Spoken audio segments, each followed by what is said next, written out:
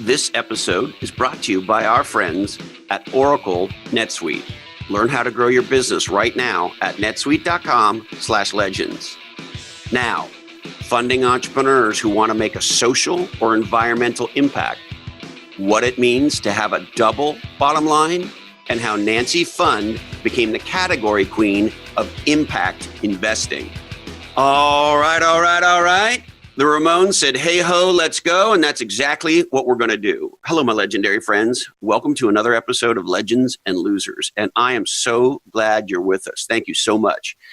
This episode sits right at the heart of our mission to hack some of the best minds in Silicon Valley and beyond about what it takes to truly design a legendary business and a legendary life.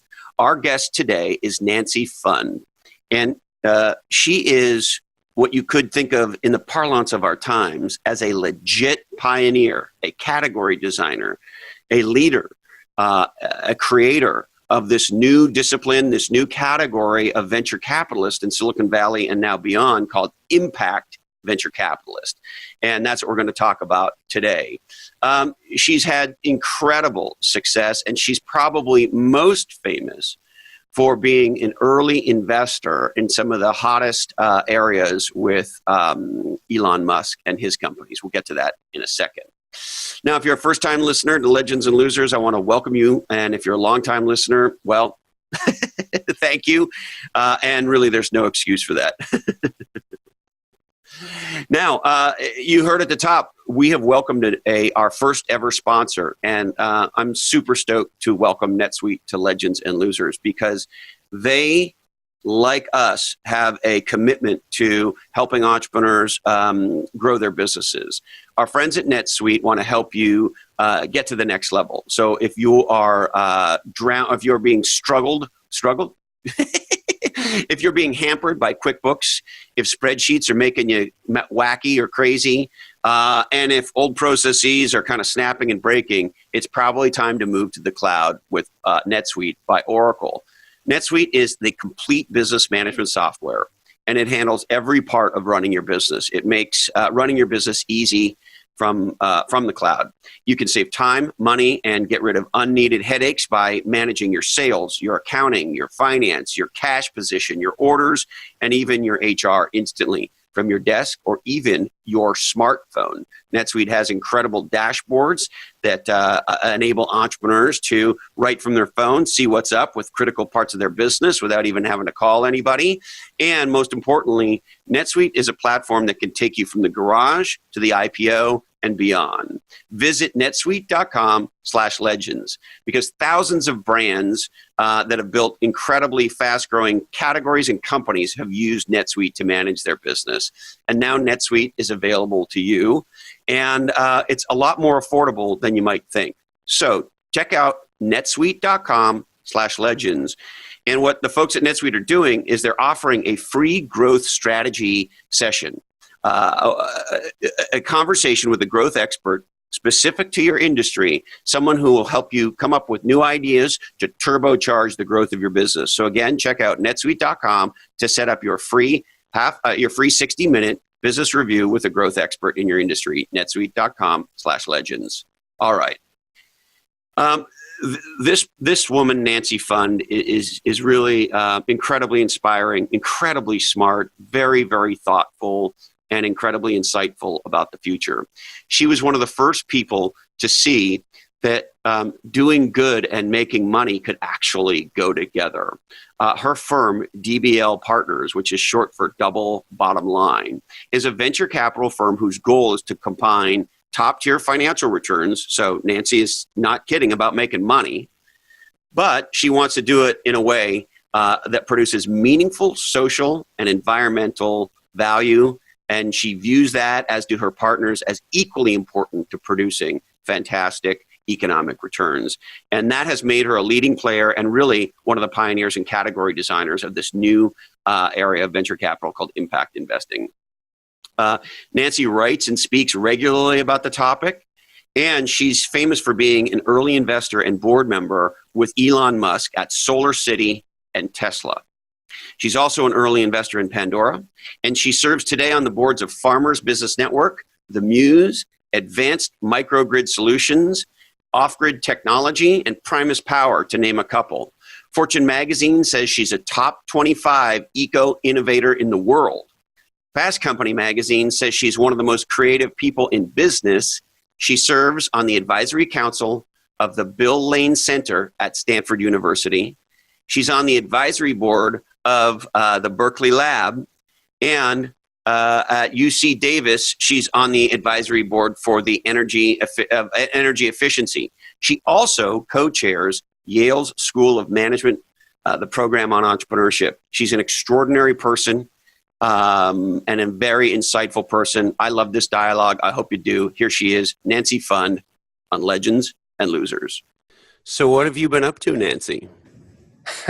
Yesterday, I did the New York Times Climate Tech Conference, which was really fun.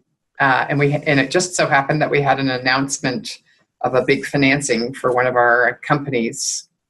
So I just saw that it got in the write-up of the conference by the New York Times. So That's funny nice. Because I was going to ask you about that because, of course, I did my homework and I Googled you and clicked news. And then I went, oh, shit, there she is in the New York Times. Because, of course, if you're Nancy, that's where you are.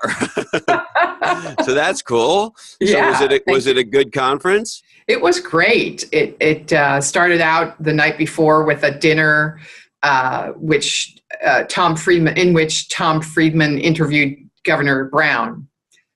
So that had its moments for sure. And I bet. Yeah. I hope they release it as a podcast. Yeah, I think it is. It's both, I think, on the New York Times site and the Governor Brown site. So it's worth listening to. Yeah, I bet it is. And so did you, what were you doing at the conference? I was on a panel about the role of innovation in tackling climate change, the role of venture investment. And I was on with Emily Reichert, who heads up the Greentown Labs in Somerville, Mass., which is an incubator for clean energy startups. So we were just talking about what role innovation, investment, entrepreneurship play in getting us out of this climate mess. And so, you know, if you take a very big view of entrepreneurship and you say a big part of what entrepreneurs do is they identify giant problems that they believe are worthy of solving, and come hell or high water, they find a way, a new approach, a new category, a new technology, et cetera, to make whatever it is, this problem go away or at least, you know, make a difference in this problem. And so if you think about entrepreneurship in that context, and it's certainly one of the contexts I do, then you would think climate change and entrepreneurship should intersect. Yes? Absolutely. And, you know, the good news, there's good news, bad news. The good news is that they have intersected. You know, we have companies like Tesla and Nest and Solar City, now part of Tesla, a company called Nextracker that is great in the solar industry, Powerlight and SunPower. I mean, these are all venture-backed companies that have innovated, and they're making a difference. They're unhinging us from fossil fuels in our transportation lives, and also bringing us cleaner forms of electricity with solar. And I'm just mentioning a few. The bad news is that somehow people don't recognize that. They keep thinking that, oh, clean tech investing hasn't been successful, and that we haven't made any great companies, or we haven't made a dent on climate. And that's just not true. It's been hard. I mean, the political winds, the innovation cycles are versus vis-a-vis the incumbents. You know, they're different than just another, you know, app for walking your dog. they're a little more complicated, but they're working. We just need more of it. Yeah, I mean, how can anybody deny it now? And of course, you've been involved with, one could argue, certainly the highest profile entrepreneur in this space multiple times, and had multiple giant successes. So when you look at Tesla, by way of example, how can you argue? I mean, you got to believe making Tesla work had to have been about as hard as anything an entrepreneur in the modern era has done. You are so right about that. Someday, someone will write a book about how hard it was in those early days. All of the naysayers, the haters, the mistakes made. There wasn't a playbook really for how do you build a new car company for the 21st century in Silicon Valley. That just, not only had it not been done, people thought it was ridiculous when we started out. So, but now that it is such a success, and of course Elon is such a leader and such He's an icon. on the cover of Rolling Stone, Nancy. I mean, that's I think I might be the last subscriber to Rolling Stone. And, knowing that you and I were talking, I said to my wife, Carrie, I said, hey, baby, look, Elon is on the cover of fucking Rolling Stone. That is an entrepreneurial achievement, right? Yeah, I mean, it really doesn't get any better than that, does it? He can call himself a rock star now. Yeah, exactly. Legitimately. And of course he is. And our cause would not be the same without him. And he would be the first to say there are a lot of people out there that are doing amazingly important work. But it always helps to have an icon that has doubled down on risk on a daily basis and made it all work. But we just need more. We need people to appreciate this and not have this cynicism really that we're not making a difference, or that we only exist because of government subsidies. I could go on and on for all of the reasons that people are dismissive about these accomplishments, and yet at the same time we're changing the world. Millennials, next gen, I mean, everyone is focused on this as the coolest industry to join if you're a young person or if you're switching jobs. And so it's giving a business voice, it's giving a career to folks, and it's a positive message. It's not one that is mired in the muck of Washington. Yeah. So Nancy, what is an impact investor? So impact investors are investors who invest for both financial return and social return. And that social return can be defined a lot of ways. It's a young field. The term was coined maybe 10 years ago. So it's lots of things to lots of... And I hate to interrupt you, but I'm gonna... would it be safe to say that you are one of the pioneers, what I would call category designers of this new space, impact investing? Yeah, I think our funds, because our first impact fund actually predated the term impact investing, so we didn't call it that, was a 2004 vintage fund. That's one that Tesla's in, for example. And so the DBL in our name stands for double bottom line, which is our version of impact, which is basically you invest for the first bottom line like every other VC does, and that is to create fantastic financial returns for your investors, and to create great companies. The second bottom line is what sets us apart, and that is we invest to drive social, economic, and environmental progress in the regions and sectors in which we invest. And what we believe, and now we have lots of proof, we didn't at the beginning, we believe that those two goals not only don't diminish each other, they actually enhance each other. And so it's a smart way to invest. It's not just a do-gooder way to invest. And look, I'm not somebody who has a lot of bad things to say about government, particularly in the area of science and research and development. I mean, look, the evidence is very clear. The government's role is incredibly important.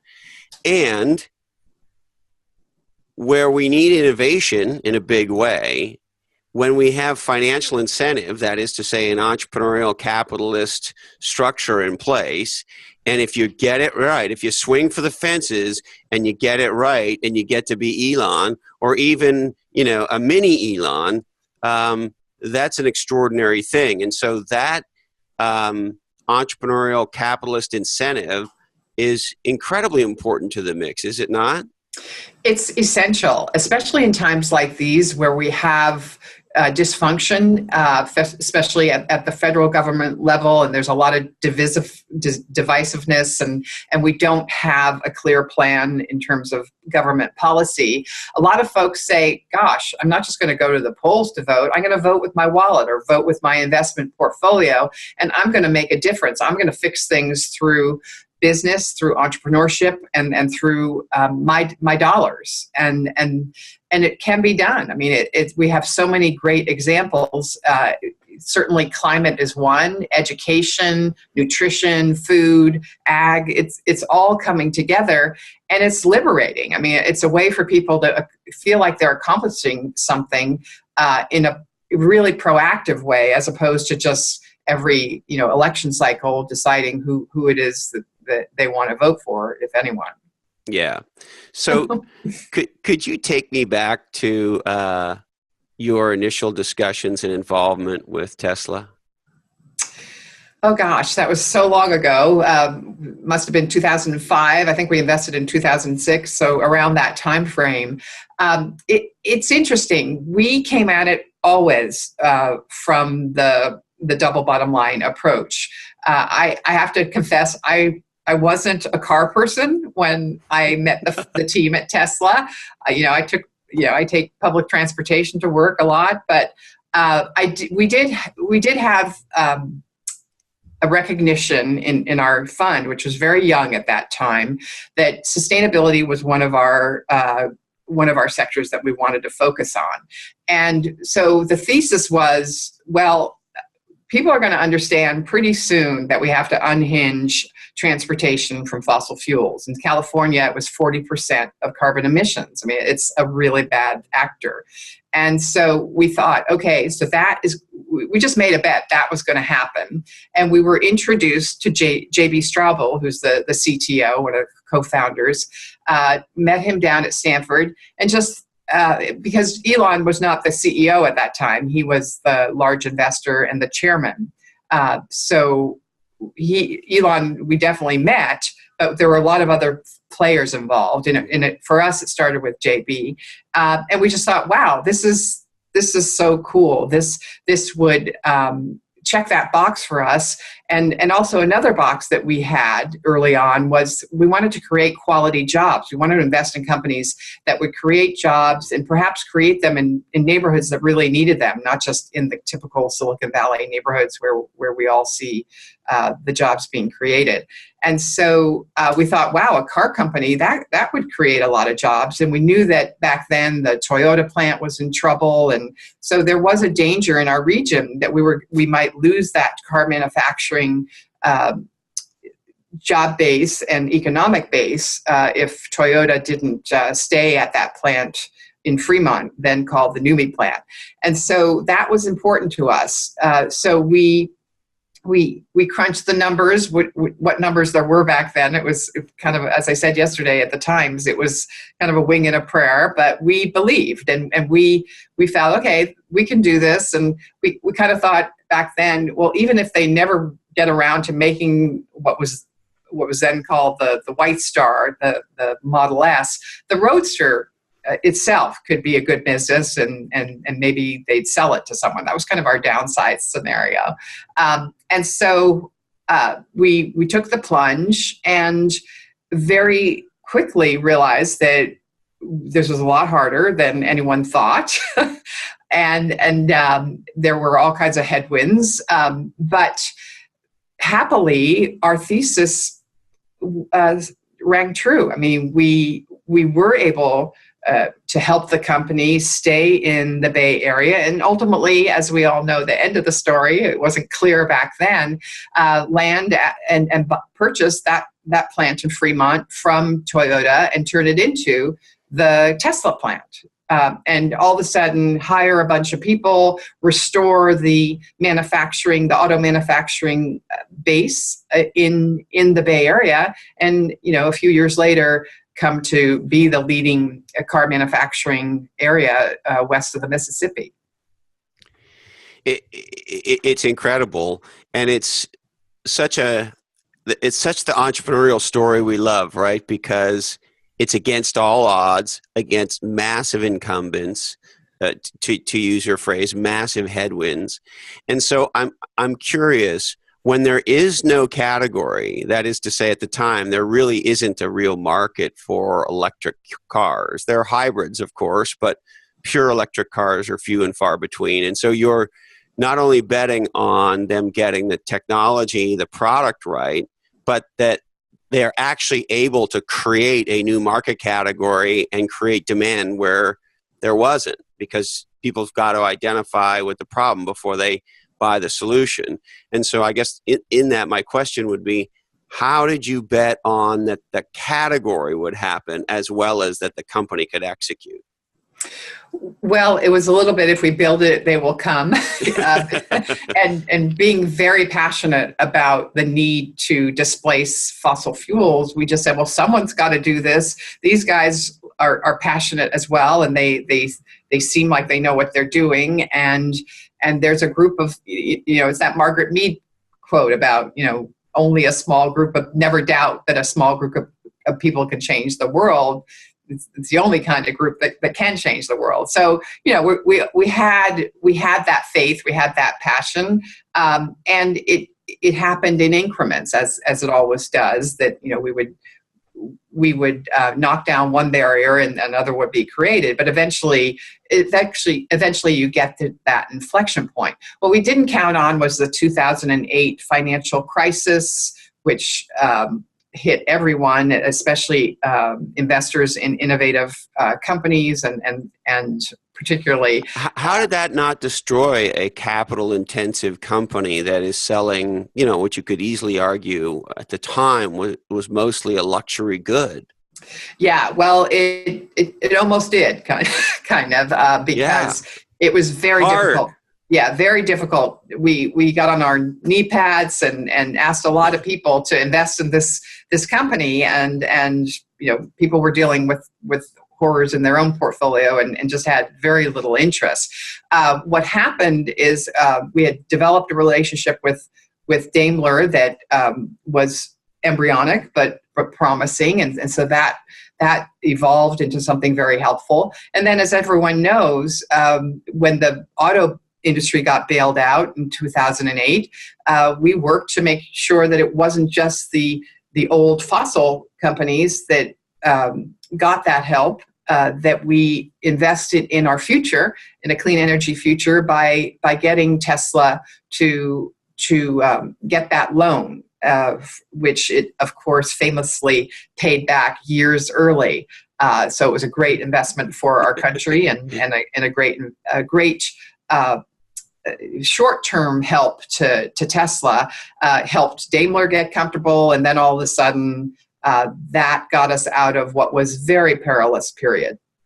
And these sort of no government interference folks, when you look at what the government did around the auto industry in this country, Tesla being arguably the best example, but the government did bail out the auto industry, and the auto industry came back and paid the government back with interest. That was a really good thing. Yeah, Tesla did. I'm not sure everyone else did. But, I know Ford didn't take anything, but I thought GM paid interest. Yeah. But I might be wrong. But no one did it as early as Tesla did. I think that's true. Yeah, what an extraordinary accomplishment. And so, is it true that Elon Musk is really like a character in a superhero movie? He's a very hardworking, super intelligent, idealistic in his own way guy, and he is the kind of person that can inspire people to drop what they're doing and help save the world. And he's, of course, a prodigious worker. He's one that has really high standards, and I think the results speak for themselves. Yeah, and you've invested in, am I remembering this right, Nancy, 3 of his companies?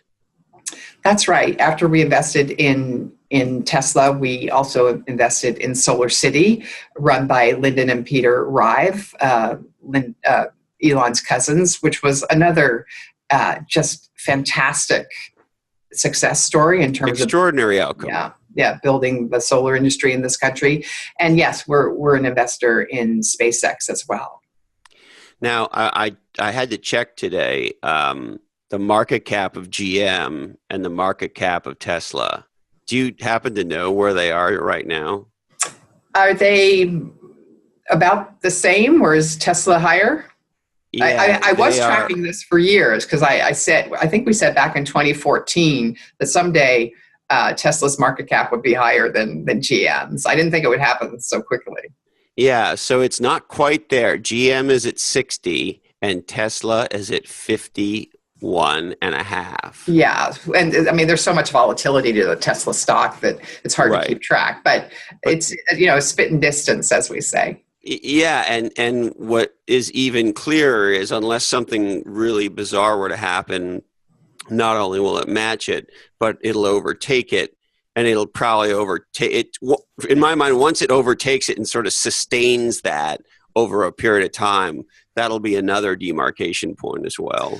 Absolutely, and I actually have a hope that someday, I don't know which two companies, but because of Tesla's mission, which is now with Solar City, with stationary storage, with the solar roof, with just a whole toolkit for not only clean cars, but a clean grid, that the market cap of Tesla will equal, something like a GM plus, like a GE someday. I mean, we're talking long term, but it's more than just cars. It's about an integrated, distributed, clean energy future. So, wow, that was so. Say that again for me, please. An integrated, distributed what? Clean energy future that goes from your car to your roof to your basement to every facet of your life. Will be affected by the new grid and the ability of transportation and electricity to blend in a way that creates new services and cleans up our environment. So is Tesla the creator of the new grid in that? Well, the grid, of course, has been around for over 100 years, but it's a centralized grid with massive power plants, transmission lines, distribution systems, bringing electricity to your home, and it's all one way. So that's going to go into the history books over the next decade or so, where you'll have two-way transfers of electrons, and you'll have distributed. I mean, you'll have a lot more electricity sources close to where you live, if not where you live, on your roof. And then the big game changer is the role of storage. The batteries in that car are also adaptable to being batteries in your garage or in the basement of a skyscraper or wherever, to store electricity from the sun, the wind, from wherever, and use it to become not an intermittent source of electricity, but a dominant, baseload-like source. Is this transformation, as a kid who grew up in the technology industry, it feels a little, you tell me if this is okay to think about it this way, the shift from mainframes to the internet? Absolutely. I mean, we think of that a lot, that it's, we used to all think of computing as these massive computers driven by hardware. And now we're in an age where our phones have more computing power than those early mainframes. And so we have a distributed model, and that's what we're moving to in electricity. Now, I Nancy, I grew up in Montreal, Canada, and as a little boy, I was conscious of the hydropower that we had in Quebec. And I can remember being fairly young thinking, if you could only package hydropower, Quebec would be Saudi Arabia. And so, fast forward to today, is Tesla going to make Quebec Saudi Arabia? Well, it's interesting. I was on a panel a few years ago with some minister from Quebec who was telling me about how in the 70s or so they had a decision to make about whether to go with hydro or go with, was it natural gas, and they chose hydro, which turned out to be a great call. Now, large scale hydro is really hard to do going forward. I mean, where it exists, it's great. I mean, California has a lot of hydro resources too, but massive dams are very hard to accomplish in this day and age, and have considerable environmental negatives associated with them often.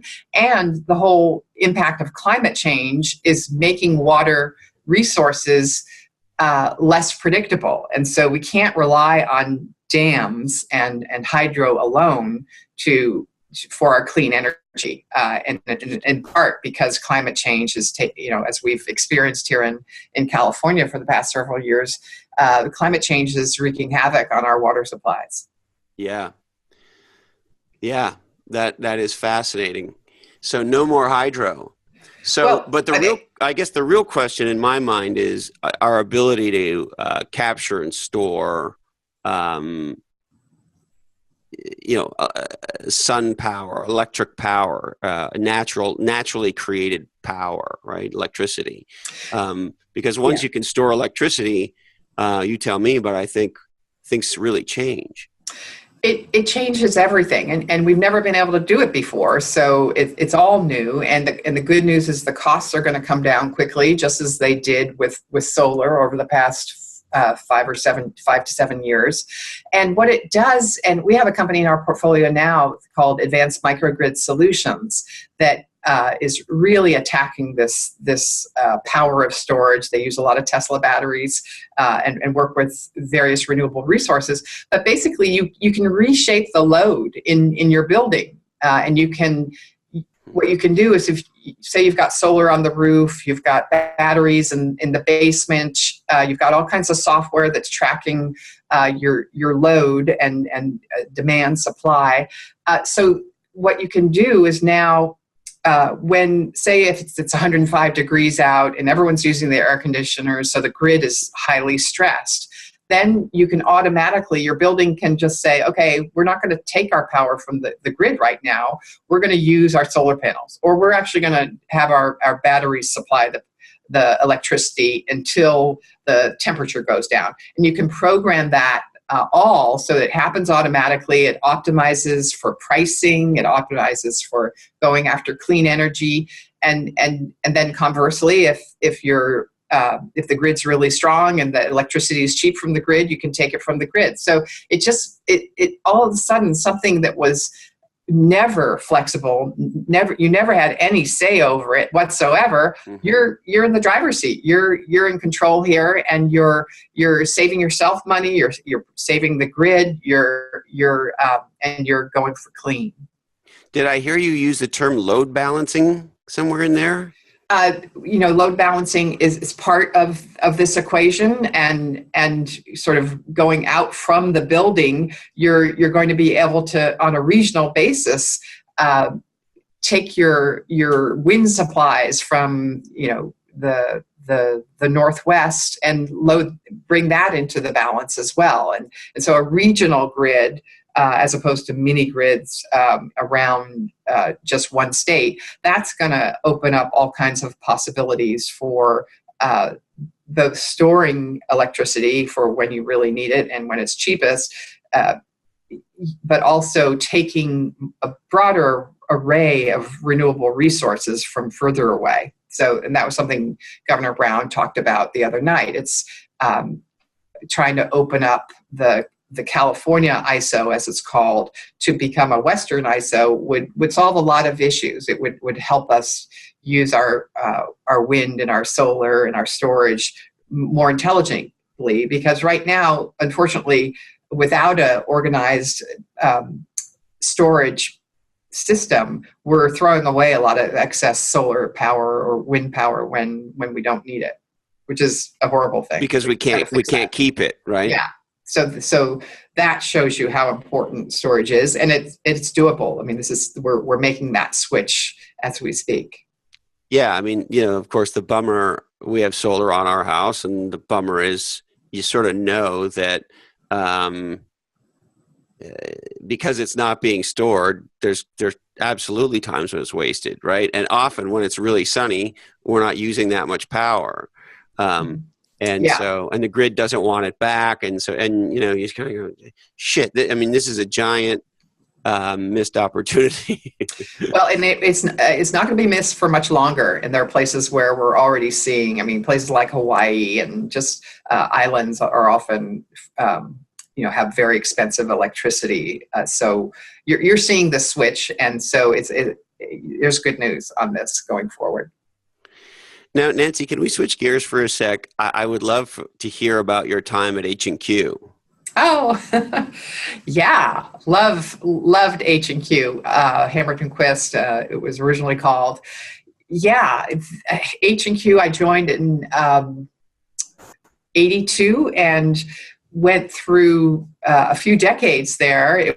We went public in the late '90s. That we were acquired by Chase in I think '99, and then Chase bought J.P. Morgan, and so I ended up with that first fund raising it at JP Morgan, being a legacy H&Q person. And so I stayed there until we spun out DBL in 2008. So I was pretty much a lifer there from '82 to 2008. I know that sounds incredible to people that switch jobs, kind of every X months. But for me, it was just a magical place to work. It was a venture capital firm. It was an investment bank focused on technology, and at a time when Wall Street really didn't pay that much attention to the companies that were being built here in the Valley. We had the place to ourselves for a while, and that was really, really fun. Yeah, you were the kings of Silicon Valley for sure. I mean, Yeah. certainly the independent kings. Yeah. There were others that were trying to be you. But I can remember back in those days when you guys issued a report, like people read the report. Like that Well, shit was important. yeah, I mean, and that's how I started at H&Q. I was a securities analyst for the first few years there before I switched over into venture capital, and I also did a lot of our policy work. That explains to me a little bit about how your brain works. Yeah, the hybrid, the loving Well, the best entrepreneurs. analysts are detail oriented, but not so detail oriented that they don't connect a lot of big picture dots. And so there's this very weird skill where sort of you're very detail oriented, but a sort of visionary at the same time. And it's not a mix you see very often. Well, and I loved that. I loved really diving in. I loved that because you could dive in, do just as you say.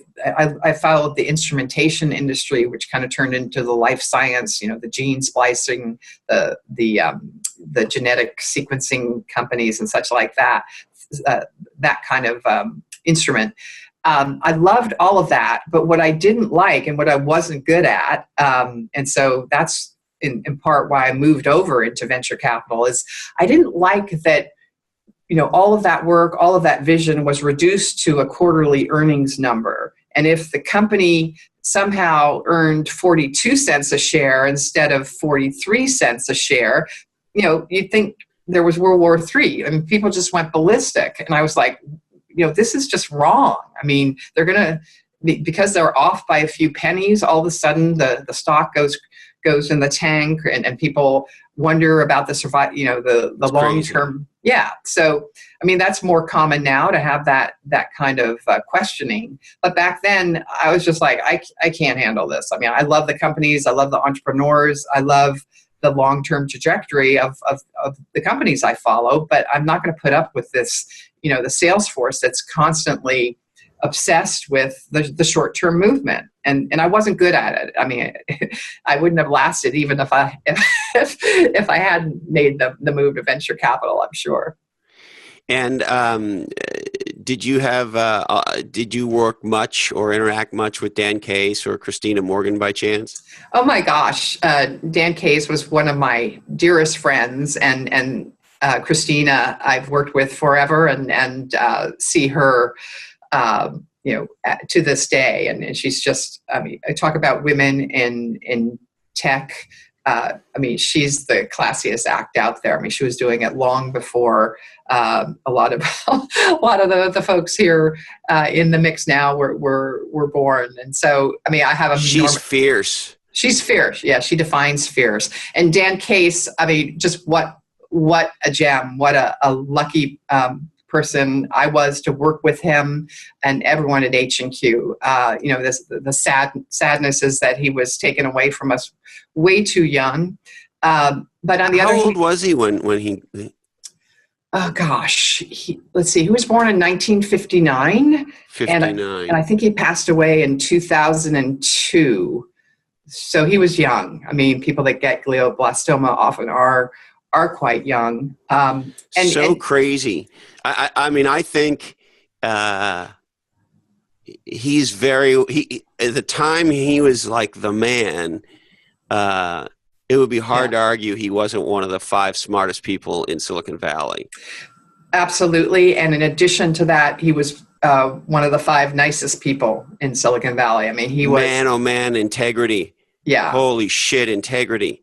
Yeah, and in fact, he's one of the big reasons why I'm doing what I'm doing today. Because even though he had just been diagnosed with this terrible disease, he kept coming to work, and he helped me understand that when we were offered the opportunity to raise a fund that would have a social angle to it, and this idea was originally from the Bay Area Council, which Dan and I had spent a lot of time in as members.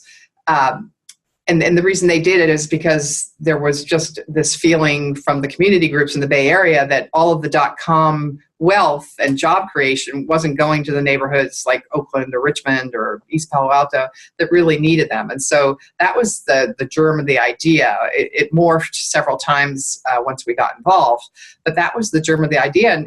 And Dan just said to me, well, Nancy, you should obviously do this because you love investing, you love entrepreneurs, but you also are like a policy geek and you like government.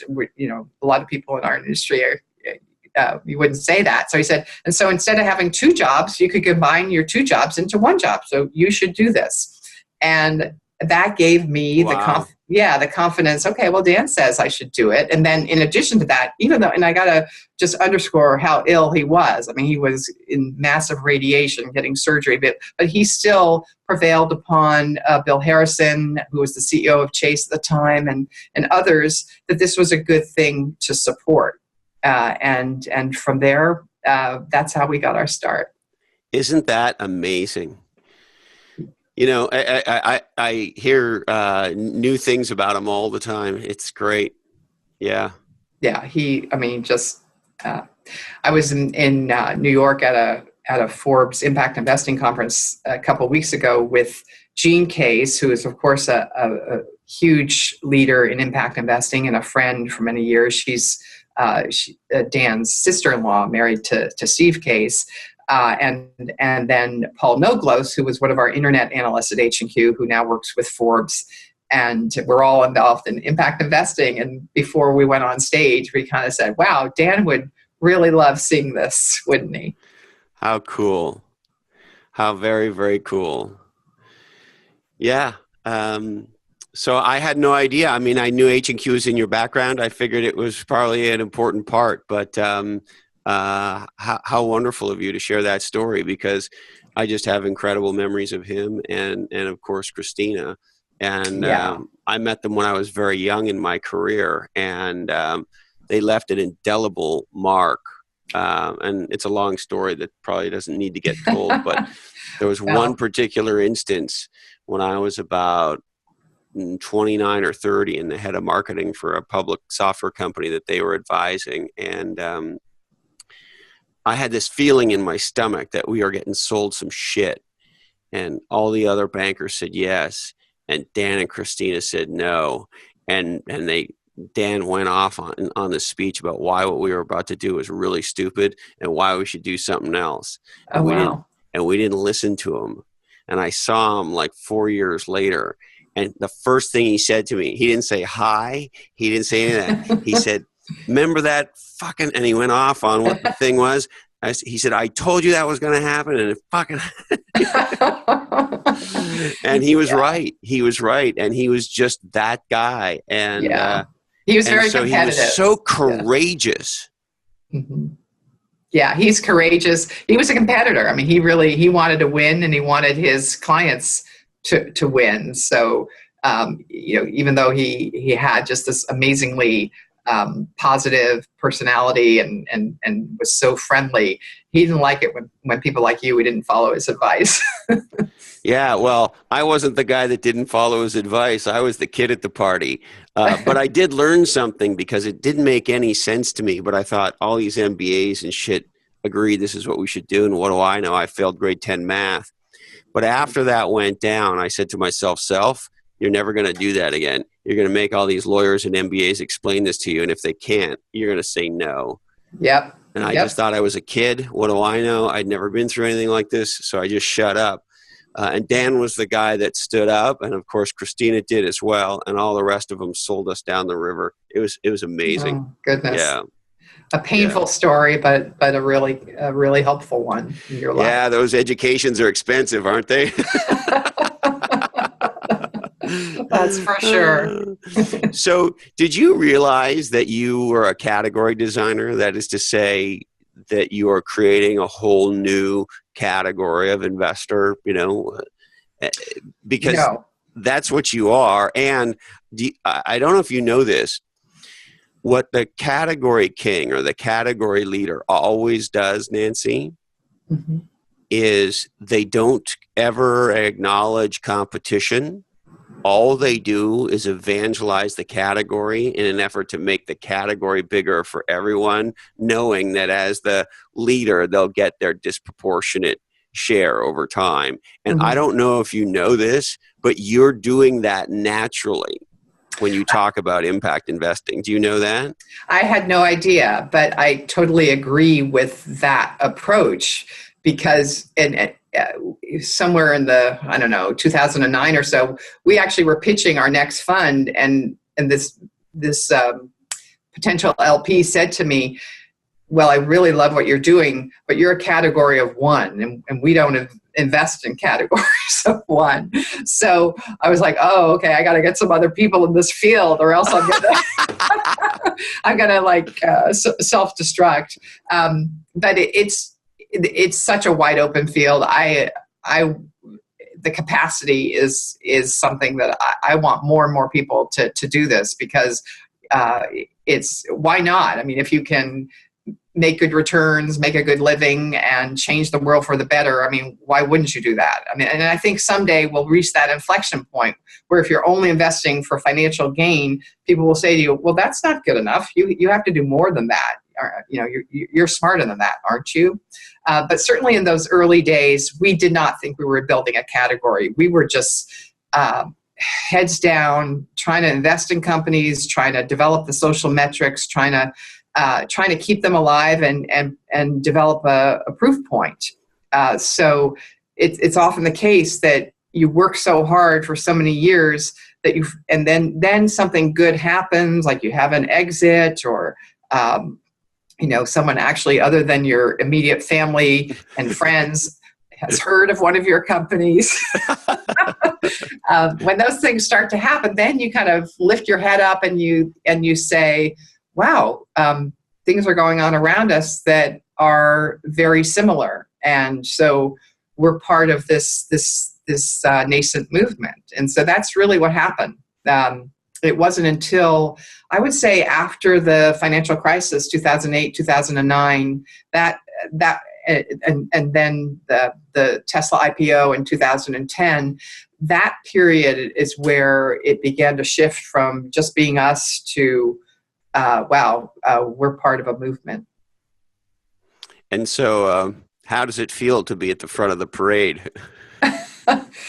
Well, sometimes I will say, it feels great, but sometimes it still feels lonely because, some people expect us to stand still and just do the same old thing over and over. And, now we're investing in agriculture and we've always done some food investing, but we're trying to spread our wings. We're doing a conservation play. It's a stealth company. And so we're still facing the same reaction. I guess it's a truism in venture capital. If people don't think you're crazy or make snide remarks about your investments early on, you're probably not doing your job, because they're not out there enough. So that feels great. What's wonderful is to see the mainstreaming of making a difference. That you can do this. I mean, when I go and speak to business schools across the country, it's standing room only. The business school students of today love this, and what I worry about is just are there going to be enough firms for them all to work at, and that's getting better. I mean, you've got TPG, you've got Bain Capital. I mean, you've got a whole new suite of players. So I'm not as worried as I was, but I want it to go faster. Yeah, so maybe I can ask you about that. I was stunned when I read this article in March of 2016 in the Journal that said the crisis in American entrepreneurship. Crisis in American entrepreneurship. Everybody and their brother and sister is an entrepreneur. And so I read this article, and it turns out MIT's been tracking entrepreneurship for, 40 or 50 years. And we're at the lowest level of entrepreneurship in recorded American history. More companies die every week in our country than are founded. And they point to a whole bunch of factors. And the millennials are a bit of a different generation. And in fairness to them, they're coming out of college with massive college debt, and that's a huge challenge, and a few other things. But so with all that said, how do you think about entrepreneurship right now, Nancy? Well, I mean, the numbers don't lie. I haven't seen the report. It's a little surprising to me, but what I feel is that we've got to make entrepreneurship more broadly accessible, and we can't just paint it as a Silicon Valley or Boston, New York thing, because you don't have to live in the United States for more than 5 minutes to understand that we are a divided country right now. We have a lot of tensions between the coast and the heartland and the blue and the red, and that is something that is holding us back. And entrepreneurship is, in some ways, mirrors that. I mean, we don't want entrepreneurship just to be for those privileged areas that have been doing it for decades, and that will create a backlash if we don't fix that. And so one of the things that makes us really excited here at DBL is this agriculture sector investment strategy that we have. We're building a bridge between Silicon Valley and the heartland, and we're putting folks together that you used to work at Google next to someone that just graduated from the University of Nebraska, and they're working together to make farming better and to make farmers have a better living and to make farming more sustainable. That will, I think, helps, not just that, but that kind of approach will help entrepreneurship spread into Main Street and into the states that haven't had that robust a tradition of entrepreneurship, and the incubators that are being set up and the business school resources. So, but I think it takes recognizing that we have to do better. We can't just drive to every company that we invest in. We have to spread out, and we've got to build those bridges. Well, and this is a bit of a side note, but the interesting thing for me is, so I retired last year after my book came out, and one of the reasons I wanted to start Legends and Losers was to try to make a difference in this area of entrepreneurship. And to your point, what frightens me is the decline in what you could think of as small e entrepreneurship. So I spent most of my professional life in Silicon Valley with what you could think of as big E entrepreneurs. They write some awesome algorithm at Stanford, and they get funded by Sequoia, and they go public, and they're playing that game, right? Well, for me as a kid, I didn't know what any of that was. I got thrown out of school at 18 for being stupid, and started a company with nothing. And so those small entrepreneurs that start with nothing, they hang out a shingle, they do whatever it is they're doing, and they figure it out, and they position themselves, and they hustle, and they get their product right, et cetera, and they build a good small entrepreneur business. Those businesses are incredibly important. And my fear is that millennials aren't starting those small entrepreneurial businesses. There's a real truth to what you're saying. The risk of people being just seduced by, every company has to be a unicorn. I mean, I just think that's so unhealthy.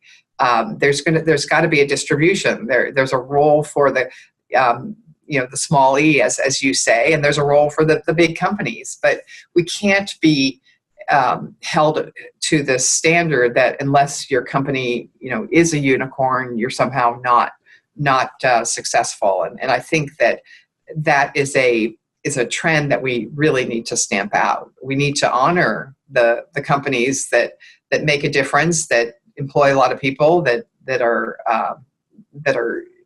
providing useful services or products, and aren't necessarily the huge companies that we see on a stock chart. So I think that's something that is a little bit broken that we need to. And do you think that clean tech and these new approaches to harvesting energy and storing energy and farming and all these sort of cool quote unquote impact areas, Nancy, that you're investing in lend themselves to an ecosystem of small entrepreneurs, much like the tech industry, has resellers and VARs and distributors and system integrators and small developers and web developers. And, there's a huge ecosystem of small boutique kind of companies in the tech industry. Do you see a similar thing evolving? Yeah, I mean, certainly as a venture capitalist, our job is to invest in small companies that become big. I mean, that's kind of the model. Of course.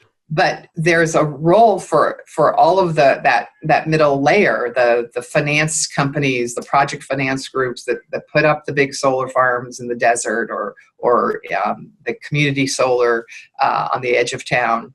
I mean, there's such a role for smaller companies. That multiplier effect that you get around, say, a car plant like the Tesla plant, that can extend into the Central Valley. I mean, there are all kinds of vendors and suppliers for all of these companies that make a local economy click and make it more robust. So yes, I think there's any kind of new sector change is going to create opportunity for those suppliers and other kinds of vendors. Now, I've sort of been arguing with myself, so I don't know. I guess I won or I lost about whether or not I should bring this up. But there's been so much talk about women in venture capital, women in tech. I don't have to tell you what's going on in the news right now. I have no need to talk to you about it, but I'm curious, is there anything on your mind about that or not?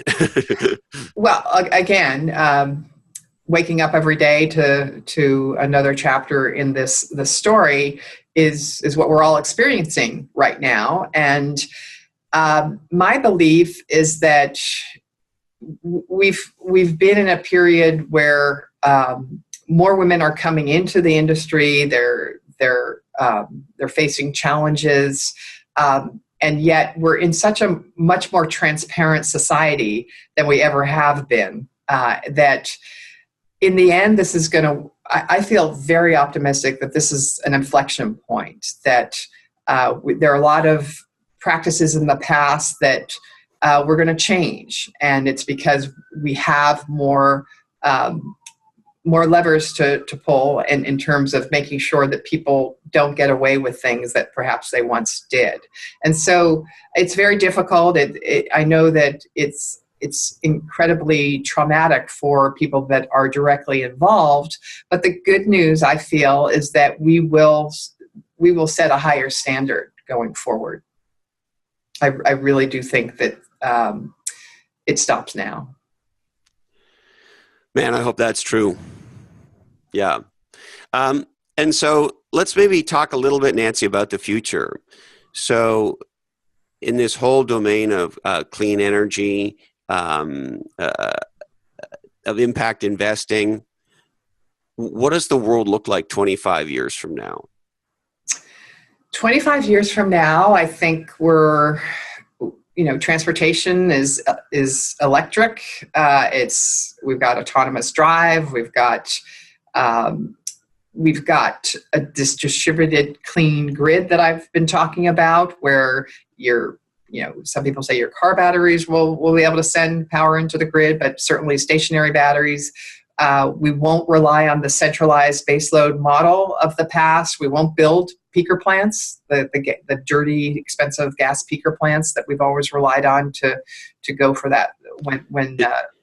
Is that because we'll have this distributed network? We'll have that, and we'll have storage that will take the place of having, when that 105 degrees hits and everyone's using their air conditioners, the batteries will kick in. We'll be bringing in renewable supplies from surrounding areas, and it'll all be done automatically. So, and it'll be done cheaply. I mean, this is not a high-priced future. This is a cost-effective future available to all walks of life and all incomes. So, and I do believe that what I alluded to earlier, I think that on the financial side, in 2025 or 25 years from now, people will expect that they're getting more out of their investment dollar than just a financial return. They'll want to see what else have they been able to accomplish from that, and they'll be the norm, not the exception. And so, wow, that's very interesting and exciting. Autonomous electric vehicles. That's what we got? That and, we'll have better trains, better buses, better public transportation. And those things won't be driven by human beings? Less and less, yeah. Wow, it's kind of trippy. I mean, you've probably been soaking in it a lot longer than I have, but it's kind of spooky. Well, of course it is. I mean, I think Alexa is spooky. Yeah, well, sort of the elders of society by then will. Yeah, I mean, it's going to be completely different than what we all grew up with, and so it's not going to be total. You'll still be able to do what you want to do. It's just that the trend will be you'll be increasingly an outlier, I'm afraid.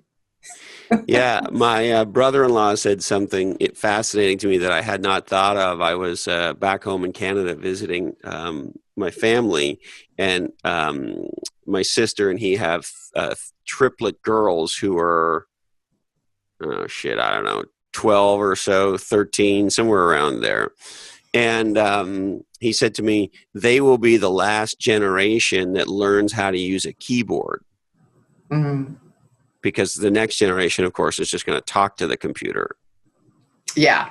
I mean, we're already seeing that. And that's a little disturbing to me just because, going from writing to the keyboard, I think there was a little bit of a literacy impact. And so I'm not sure what will happen when people don't even have to know how words are spelled or anything. And I don't know about you. I was always a big note taker. I rarely go back and look at my notes. Yeah. So I take them as a way of kind of processing the transaction or things I want to mention, in the dialogue, whatever it is. And so I've always been a big note taker. And then for several years, Nancy, I tried to do it on, either a tablet or my phone. And I kind of made myself do it because I thought this is how I should do this now. And I just finally realized I fucking hate that. And so I'm back to pen and paper, and I'm so much happier with my note taking. Yeah, it's so true. And I have noticed that in meetings where we're hearing pitches and things, that a lot of people still have their notebooks and their pencils. So you're not alone there. And again, I think we lose something when we don't have that ability to to doodle and write and understand the structure of sentences and such. Yes, and I'm dyslexic, and so when I understood that not only was it okay, but it was actually cool while you're reading a book to write and underline and doodle and get the highlighter and stuff, that like use the book. It's not like it's not a piece of art, right? You just bought a book. It was $12 or whatever it was, right? $20, whatever it was. And so I don't know why, but as a dyslexic, once I knew I could do shit in the book, it made my ability to interact with the book completely different. And so I guess that's a long way of saying, while I appreciate how it's practical to have a Kindle, and if you're traveling, and I get all that, and I appreciate that as well. The reality is, if you care about a book or a subject, I want the physical book. Oh, absolutely. And also that whole process of using the book as an active tool as opposed to a passive is so important. I was at the New York Public Library a month or so ago, again, at an impact discussion, but there is a copy of the Declaration of Independence there that has Jefferson's notes in it and crossing out certain words. And I mean, how cool is that? I mean, it turns something that is in history into a living document that is so much more meaningful. Yeah, it makes it realer that a person did that, right? Exactly. Just like you and I would doodle in a book. Yeah. Well, Nancy, is there anything else? Wow, we've covered a lot of subjects. What I would just say is that what we've discovered over the years is that while there are obvious kinds of impact companies that we've talked about, the Teslas, the Solar Cities, those kinds of companies, we feel now that impact lives in any company pretty much, and that you don't have to be obviously into sustainability or gender lens investing or place-based investing or going after the people that are malnourished. I mean, those are all fantastic things to do, but even if you're doing something that's just a little more in the sweet spot of Silicon Valley or of wherever you live, that doesn't have an obvious screaming impact sign in front of it, the way you develop your culture, the way you interact with your community, your society, your vendors, the way you define your stakeholders, much more broadly, that creates impact and leads to all kinds of goodwill and positive developments that eventually come back and help your company be more differentiated and more successful. So I guess in closing, I would just urge people to, climate I'm passionate about, and a lot of people are, but if you're not, there are so many ways to make impact part of your life and part of your career. There's really no stopping us. I love it. And Nancy, I so appreciate this conversation with you. And this topic of sort of what's the role of a company beyond earnings has been in my face certainly ever since we started Legends and Losers. And it's not something, if I was thinking about it, I didn't know I was thinking about it. And so it's kind of I'm not quite sure why it's so present, but I think what you said there is incredibly powerful. I can have a 5-person lawn mowing business and find a way to be an impact company, right? Absolutely. I mean, it all has to do with how you place your priorities, the inclusiveness, the paying attention to planet and people and making it happen. And the good news is it's fun. It's creative. It gives a whole different dimension to your business. I find that the kind of working on the second bottom line with our companies to be immensely creative. And it doesn't always work, but it's a process by which your mind just wanders into places that you never would have anticipated and really gives an added dimension to the meaning of work and commerce. Yeah, and I think, you mentioned it earlier that young people today, and I even find, people of many ages are asking themselves the question, um, does what I do have a value? I want to make a difference. Of course, I need to, as George Bush said, put food on my family. But I don't just want to put food on my family, right? Yeah. And so there is a lot. I think a lot more. This is going to make it sound like I've been living in California way too long, but a lot more consciousness around is the work I'm doing making some kind of a difference in the world. Look, I mean, the millennials have figured out that it's really not that great to just work your whole life and then save up some money and then decide to quote unquote, give back, and be just, to segment your life like that. It's much better, much more enriching in all senses to blend that and figure out what you can do while you're in your active career years, to put food on your family, as you say, but also, make the world a better place. And what's not to like about that? It's so much more satisfying. Awesome. And I do have one more question I really should ask you, which is, what advice do you have for young entrepreneurs today? For young entrepreneurs, I say go for it and understand that you are in the luckiest position that we weren't in when we started off, and that is you can do both. You don't have to sacrifice your desire to help your country or help your planet or help whomever while you're building your professional career. You can have it all. You can do it at the same time. And not only can you've got to. We've got a world out there that needs that dedication, that needs that creativity, and we don't have time to waste. Well, Nancy, I can't thank you enough. You're a pioneer. You're a leader. You may not have realized it, but you're a category designer. I'm thrilled.